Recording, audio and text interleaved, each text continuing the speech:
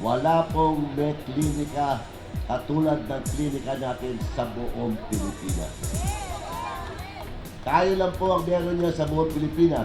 Walang pera ng gobyerno ng itayo ng gusali, walang pera ang gobyerno sa mga kasangkapan, mga equipment, walang pera ang gobyerno sa pagpapatakbo ng ating mini hospital na yan sa loob ng 10 kalahating taon.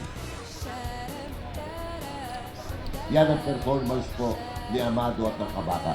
Ang tinig ng tao ang kailangan maliit, hindi tinig ng pera. Huwag po tayong paalipin sa pera, bagkos alipinin natin ang pera. Tayo may isip, ang pera walang isip.